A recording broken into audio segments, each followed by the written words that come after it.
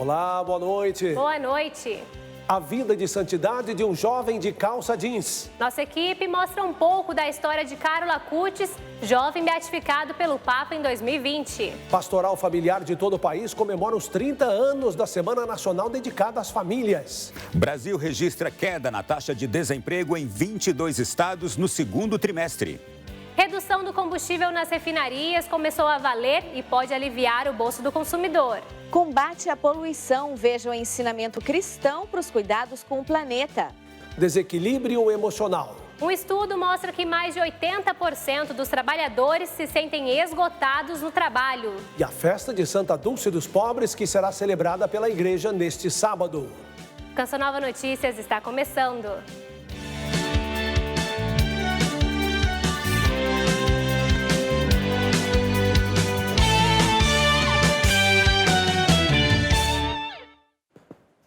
Eles estão nas ruas, em casa, na igreja, na internet.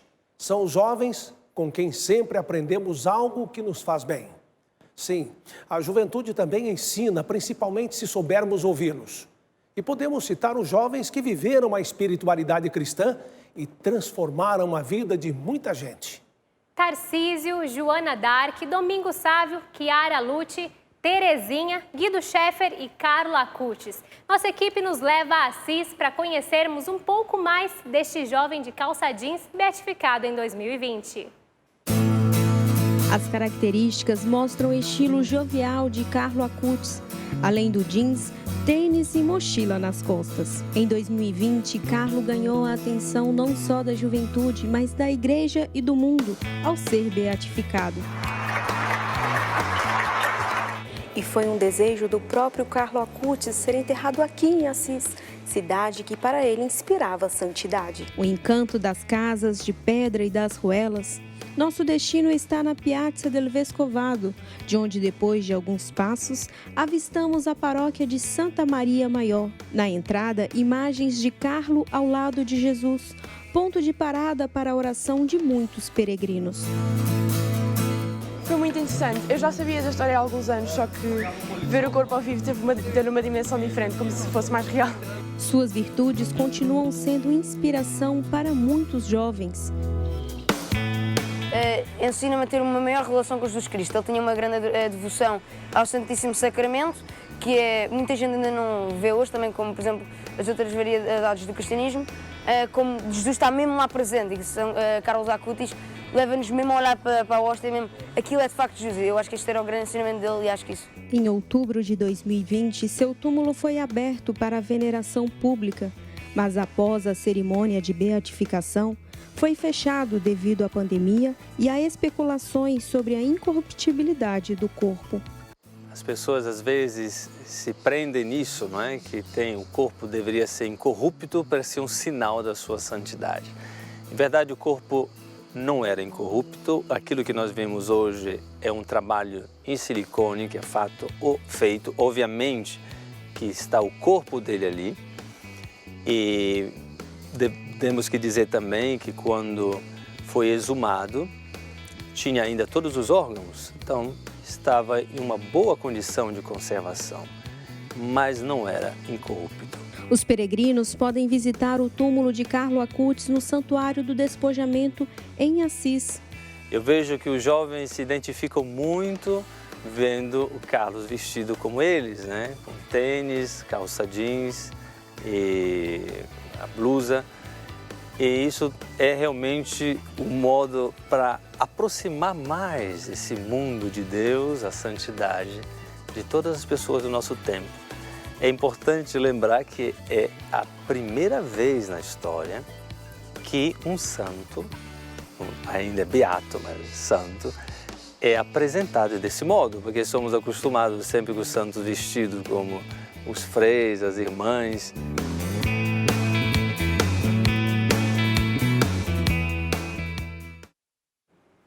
Que bacana ver e saber que Carlo Acutis foi uma vocação genuína na vida da igreja. E a gente muda de assunto porque de 14 a 21 de agosto a igreja celebra a Semana Nacional da Família. De Brasília, Ronaldo da Silva tem mais informações sobre esta semana especial. Boa noite para você, Ronaldo. Olá, muito boa noite para você também. Boa noite para todos que nos acompanham. Sim, a Pastoral Familiar vai começar a comemorar a Semana Nacional da Família, que já está celebrando 30 anos. Coordenações regionais e locais da Pastoral Familiar, paróquias, comunidades de todo o país já estão com programações montadas para vivenciar este momento tão especial para a igreja no Brasil. A abertura da semana aqui em Brasília, por exemplo, será amanhã, a partir das 15h30, na Catedral Metropolitana. Inclusive, eu farei uma pregação sobre a educação para a santidade. Às 17 horas, o arcebispo de Brasília, Dom Paulo César Costa, presidirá a Santa Missa. Durante a semana, as paróquias vão promover encontros, testemunhos, cinema para a família, jantar dançante, dentre outras atividades. Mudando de assunto, em votação simbólica, o Senado aprovou um projeto que facilita o acesso à contracepção e reduz a idade mínima para a laqueadura. O projeto de lei segue para a sanção do presidente. A medida divide opiniões. Ao longo dos anos, a ciência já comprovou que os métodos contraceptivos fazem mal à saúde da mulher. A medida mais segura é a utilização dos métodos naturais, usados tanto por mulheres que pretendem engravidar, quanto por aquelas que queiram planejar a gravidez. O surgimento dos anticoncepcionais foi um marco na história da medicina em 1960. Mas, com o passar dos anos, a ciência descobriu também os malefícios que esses medicamentos provocam na saúde da mulher, como, por exemplo, dores de cabeça intensas, inchaço, trombose, entre outros riscos. O acesso a esses medicamentos será ainda mais facilitado no Brasil.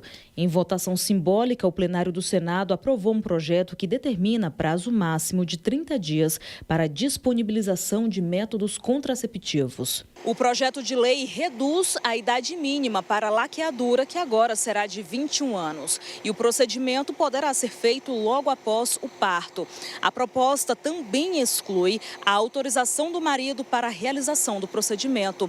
O texto segue para a sanção do presidente Jair Bolsonaro. Uma das consequências para a esterilização pode ser o arrependimento. A Pesquisa Nacional de Demografia e Saúde da Criança e da Mulher mostra que mais de 10% das mulheres que optaram por não ter mais filhos se arrependeram. Eu sou médica ginecologista e a maior dor que eu encontrei no consultório durante os 38 anos de vida profissional é a dor da esterilidade. É uma idade onde a pessoa ainda não tem uma maturidade afetiva, emocional, e aí toma uma decisão que vai repercutir por toda a vida. A Igreja Católica é contra qualquer método contraceptivo e esterilização. Aquilo que não é natural para a Igreja não é moral. 2399 do Catecismo, que diz assim: a regulação da natalidade representa um dos aspectos da paternidade responsável. A igreja orienta os casais para uma paternidade responsável ou ampliar o tempo de uma gravidez para outra.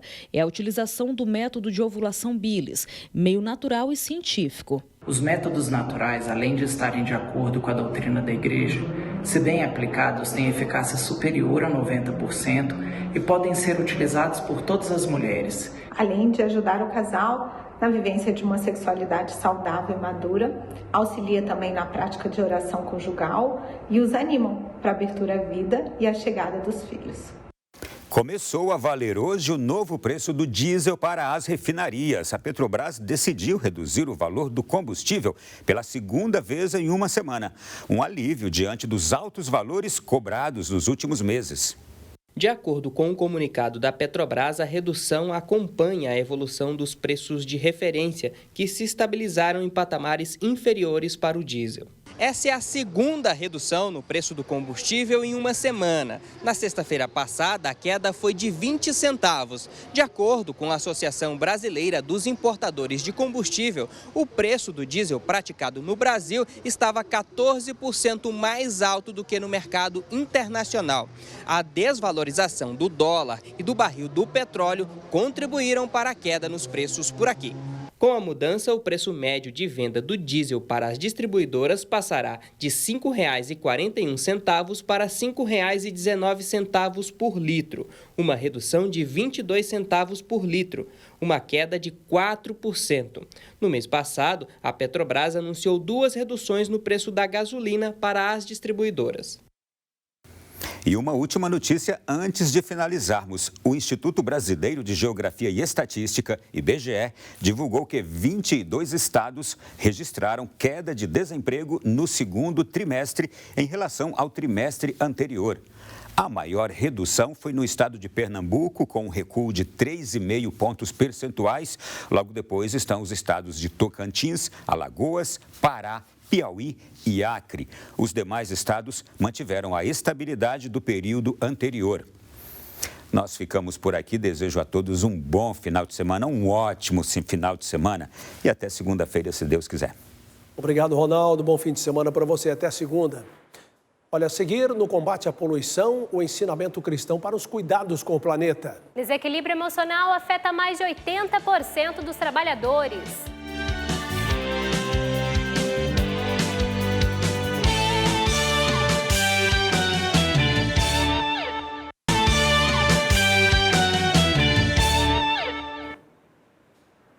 Como está a sua vida emocional?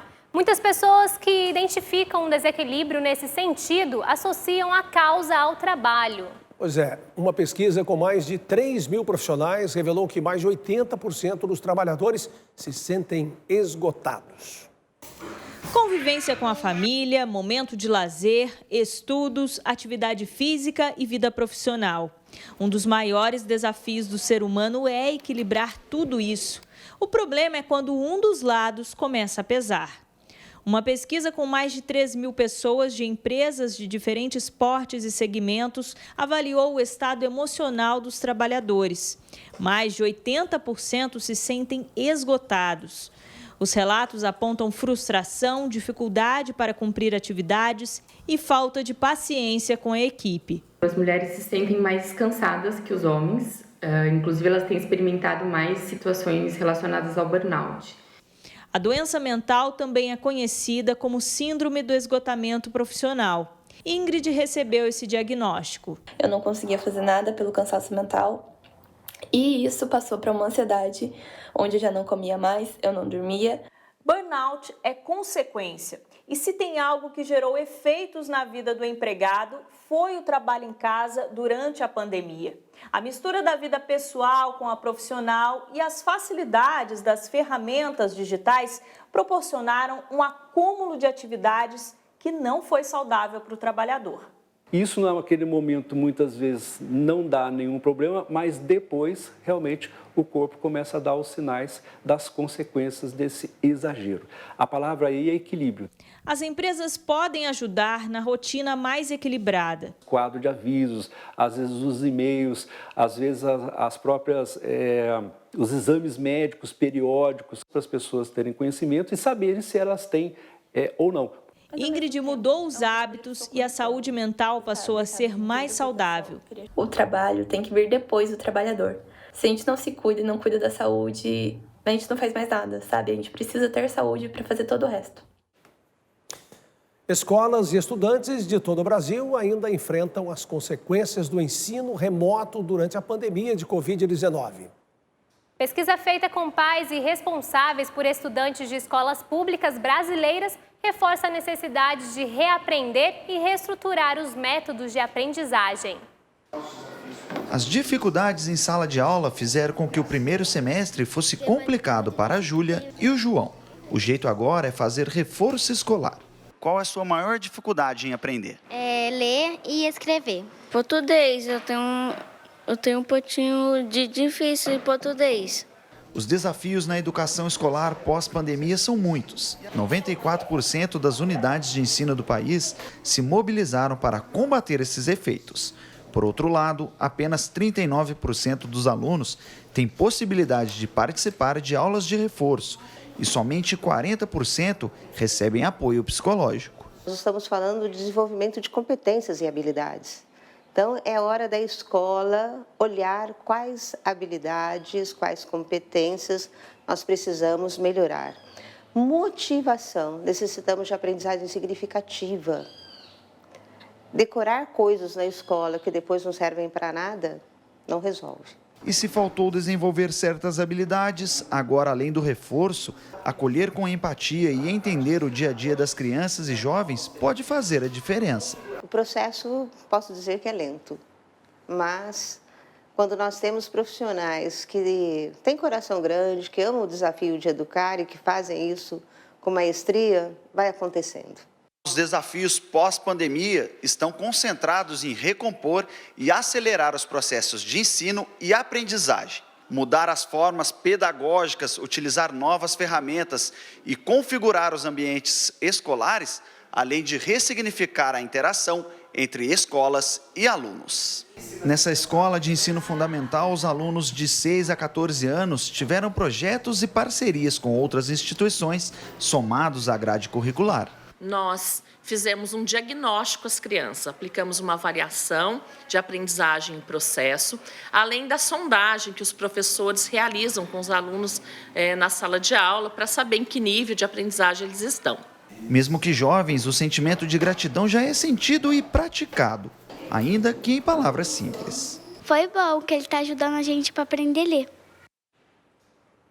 Faltam 50 dias para as eleições de outubro. Vamos a São Paulo chamar a Adelita Stoebel para saber como os eleitores estão se preparando para o dia 2. Boa noite, Adelita.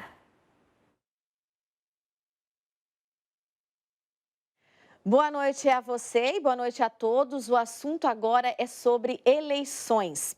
A novidade deste ano é que aumentou o número de eleitores que declararam ter algum tipo de deficiência. Um aumento de 35%. Para que esses eleitores exerçam o direito ao voto, as urnas e os locais de votação contam com recursos de acessibilidade. Esta unidade de ensino tem rampa de acesso, portas alargadas, banheiro acessível, piso tátil ao pé da escada e na entrada do elevador. A escola técnica é uma entre as 30 mil sessões eleitorais acessíveis no estado de São Paulo. Marcelo tem baixa visão e sempre participa do pleito. A gente tem que admitir que tanto o treinamento dos mesários, como os equipamentos dentro da sessão, sim, tem melhorado com a questão da acessibilidade. As 570 mil urnas preparadas para o pleito deste ano contam com recursos de acessibilidade. Elas contêm o sistema em braille, a tradução em libras e um fone para que o eleitor possa ouvir o número e o nome do candidato escolhido. A democracia inclusiva, ela pressupõe a participação de todos, né? Então, nosso compromisso é que todos consigam votar com tranquilidade para, fortalecer a democracia. Para votar em uma sessão com acessibilidade, o eleitor precisa fazer o pedido junto à Justiça Eleitoral até 18 de agosto. Essa é uma possibilidade que a Justiça Eleitoral dá para aqueles que não fizeram até o dia 4 de maio, para que façam uma transferência temporária do voto. E aí a gente precisa do prazo de 18 de agosto para a gente poder fechar o sistema e poder preparar para as eleições. O eleitorado com esse perfil cresceu 35% neste ano, comparado às eleições de 2018. Do total de eleitores, 30% tem mobilidade reduzida, 13% deficiência visual e 8% dificuldades auditivas. Os demais possuem outros tipos de deficiência. Votar é um direito fundamental aí da nossa Constituição e fazer parte como pessoa, acima de tudo, e como pessoa com deficiência, é fundamental para que a gente tenha os nossos outros direitos também garantidos, né? Então, isso é muito importante, esse avanço, e que a gente continue nesse processo de crescimento da acessibilidade no nosso país. Daqui a pouco a gente volta para falar da expectativa de economia para o Dia dos Pais. Até já! Agora a gente vai falar do ciclone extratropical que causou transtornos na região sul do Brasil, sobretudo na costa de Santa Catarina. Yara, hoje as chuvas deram uma trégua. Como é que fica a previsão para esse fim de semana, hein?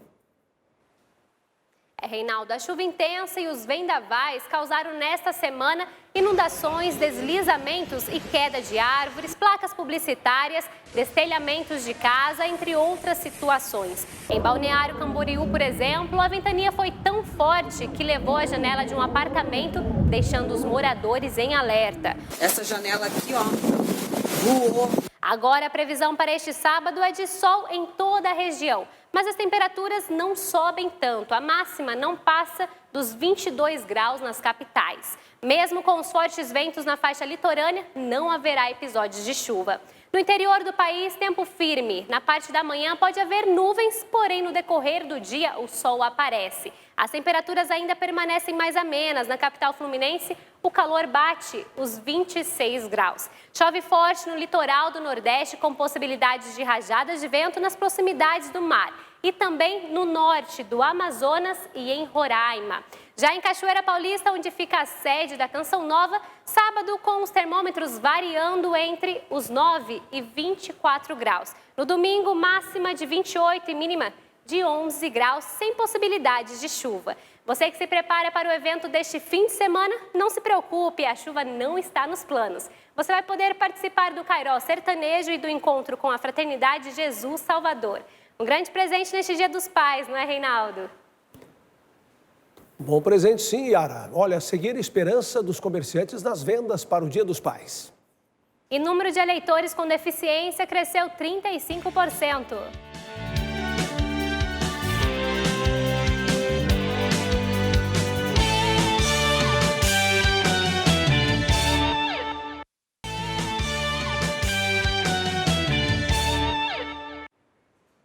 Domingo é dia de combate à poluição, tema que tem preocupado a Igreja Católica. Vamos voltar a São Paulo com a Adelita Stoebel e saber das orientações da Igreja. Adelita.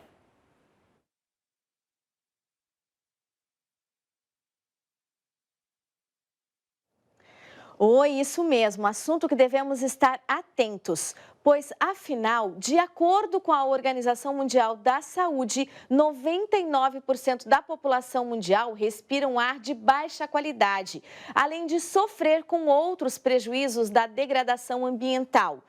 Nossa equipe conversou com especialistas que mostram as orientações para a preservação e também a carta que o Papa Francisco escreveu sobre o assunto. No movimento de uma cidade como São Paulo, a poluição faz parte da rotina de muitos moradores. E o problema é global. Segundo pesquisa recente, a poluição do ar, por exemplo, tirou a vida de pelo menos 9 milhões de pessoas no ano de 2019 no mundo. A partir do momento que você contamina a água, contamina o solo, que vai servir de produção de alimento para a espécie, você está colocando em risco toda a sua cadeia alimentar e, consequentemente, em risco a vida do ser humano. Segundo este ambientalista, resolver o problema da poluição mundial é contar com políticas públicas, mas também agir individualmente. O que é cada cidadão fazer a sua parte? É você ter atitudes e ter ações que venham somar para a conservação do meio ambiente e o menor impacto possível. E a preservação ambiental também está na atenção da Igreja Católica no mundo. Em 2015, o Papa Francisco publicou uma carta que dá orientações sobre a ecologia integral e também o cuidado com a casa comum. A encíclica Laudato Si ressalta a necessidade de uma ecologia integral. O ser humano é uma totalidade e essa totalidade tem que estar junta com a totalidade que é a natureza. Essa é a grande contribuição do Papa Francisco para a causa ambiental. Ele mostrou para todo mundo que nós podemos lutar pela natureza e sermos melhores nessa luta pela natureza. De novo, allora il mio appello: prendiamoci cura della nostra madre terra. Ideia de respeito pela natureza que os franciscanos levam de seu fundador, São Francisco de Assis, que sempre prezou pelo respeito e pela preservação de cada elemento da natureza. Louvava a Deus pela água ser água, pelo fogo ser fogo, por todas as coisas. Então, atrás de cada vida, Francisco entende que existe um louvor a Deus. E o cuidado dessa vida também é um ato de responsabilidade que um Deus que nos criou e pediu o nosso cuidado para com todas as coisas. Agora falamos sobre o Dia dos Pais que está chegando. Além de homenagear nossos pais, a data promete dar um impulso na economia.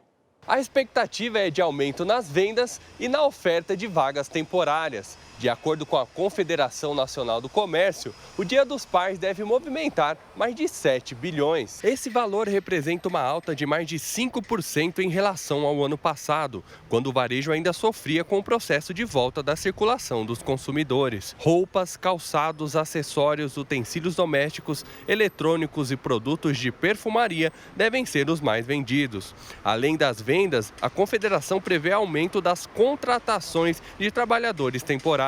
A expectativa é a criação de mais de 18 mil vagas. O Sudeste deve ser responsável por mais da metade das vendas. Só o estado de São Paulo deve movimentar mais de 2 bilhões de reais em presentes, seguido de Minas Gerais e Rio de Janeiro, que juntas devem movimentar mais de 1 bilhão. Flávio Rogério, de São Paulo, para o Canção Nova Notícias. Que bom que o Dia dos Pais vai contribuir também para a economia. Mas o mais importante é a lembrança dessa data, o carinho, o respeito. E a gente lembra também o ensinamento bíblico, o mandamento honrar o pai e a mãe. É o único que vem acompanhado de uma promessa para que se viva muito tempo na terra. Aproveite bem o Dia dos Pais. Eu volto com vocês, Reinaldo e Yara. Obrigada, Adelita. Um ótimo fim de semana para vocês. A expedição do repórter Canção Nova pelo Paraná continua neste domingo. Núbia Freire traz os destaques do programa. Olá, tudo bem? Domingo eu te convido para um passeio por 2 pontos turísticos de Curitiba. O que antes era uma área de pedreira de exploração, hoje é um dos locais mais visitados da cidade. O Parque Tanguá, também vamos conhecer o Jardim Botânico, o cartão postal da capital paranaense, que carrega um importante legado de preservação da flora da Mata Atlântica, que cobre a Serra do Mar e o litoral do estado. Eu espero por você, é domingo no Repórter Canção Nova, a partir das 10 da noite. Após o intervalo, a igreja celebra Santa Dulce dos Pobres amanhã. Veja ainda a homenagem da TV Canção Nova para o Dia dos Pais.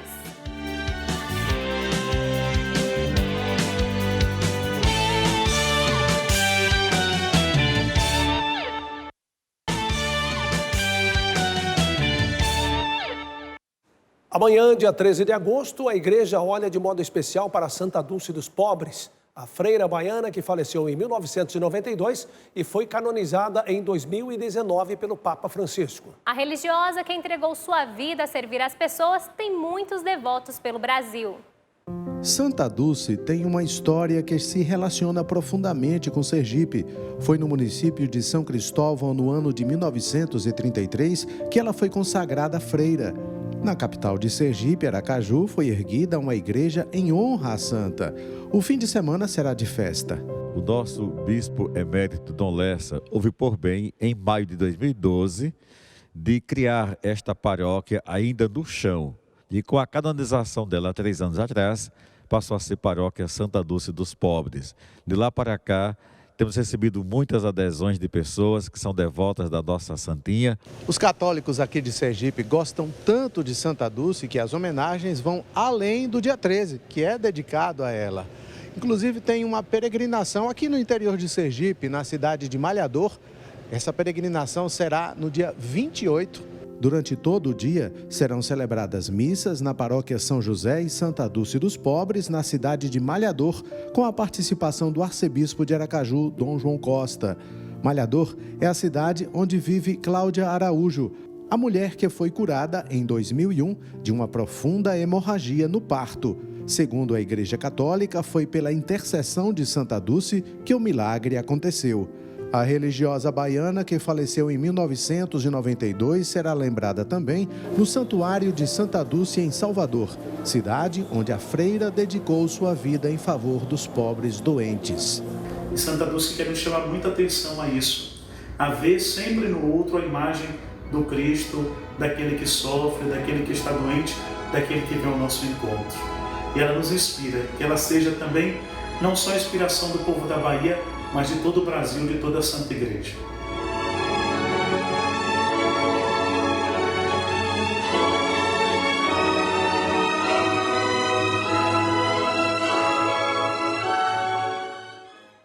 um grande exemplo de amor e caridade. A Canção Nova existe para anunciar o Evangelho e pode alcançar muitos lares e famílias através dos meios de comunicação.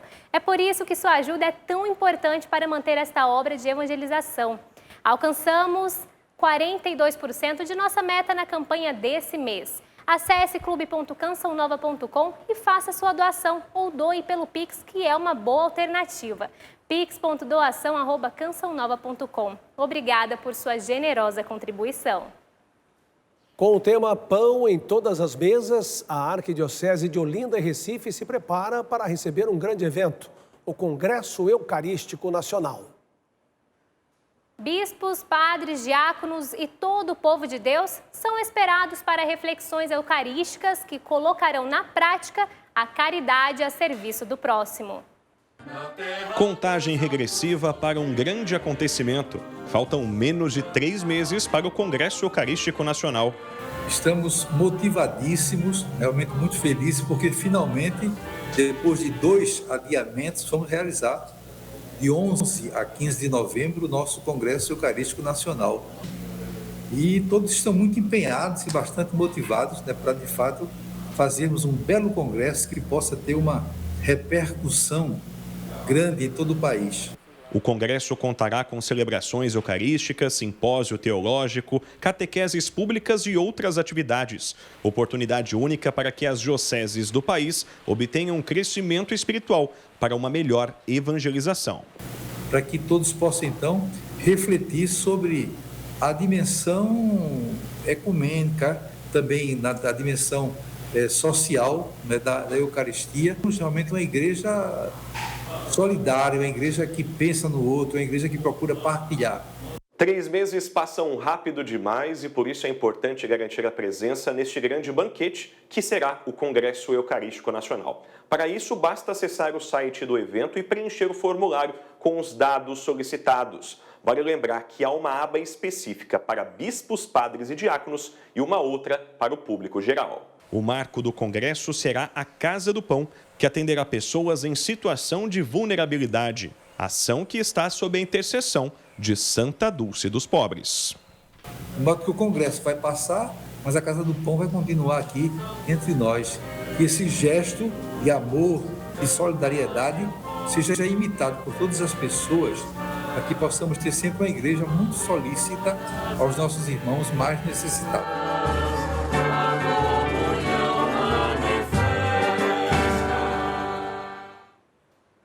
A igreja no Brasil vive a expectativa da Semana Nacional da Família. A tradição foi mantida e a programação começa neste domingo, Dia dos Pais. Amor familiar, vocação e caminho de santidade. Vamos viver essa semana com muita alegria e unidade, testemunhando assim o amor que se vive na família. E como é bom ser família. Estamos celebrando 30 anos da Semana Nacional da Família. Parabéns à Pastoral Familiar pela perseverança. Parabéns porque vocês mantiveram e mantêm e vão manter esta Semana Nacional como um rosto feliz, alegre, onde a Pastoral Familiar sorri, evangeliza, anuncia a todo o Brasil que a família vale a pena, que a família é um tesouro, que a família é dom de Deus, é sagrada. Como parte da programação da Semana Nacional da Família, a Arquidiocese de Belo Horizonte realiza amanhã um simpósio. Quem tem detalhes do evento que acontece na Catedral Cristo Rei, igreja mãe aqui da Arquidiocese de Belo Horizonte, é o padre Felipe Gouveia, que é assessor da Pastoral Familiar da Arquidiocese. Padre, quem pode participar? Todos são chamados a participar. Em primeiro lugar, os membros da Pastoral Familiar da nossa Arquidiocese. Depois, como todos os grupos, movimentos pastorais das nossas comunidades também trabalham com as famílias, é aberto a todos, também para a sua família. Muito obrigada, Padre Felipe. Então fica o convite. Amanhã, a partir das 14h, e procure a sua paróquia para saber aí a programação que marca essa Semana Nacional da Família. De Belo Horizonte, Monize Amorim para o Canção Nova Notícias. E a TV Canção Nova preparou uma singela homenagem aos pais. Paciência, sorriso, amparo, abraço. Eu quero sempre estar aqui. Conta comigo, conta pra mim. A palavra que educa, o silêncio que escuta as dores do seu coração. Aprende comigo, ensina pra mim. Não duvide que sempre darei o meu melhor, só pra te ver mais feliz. te dar o que não recebi, e mesmo sendo imperfeito, quero ser seu pai, um grande amigo, tesouro escondido. Ser pai é uma vocação de amor.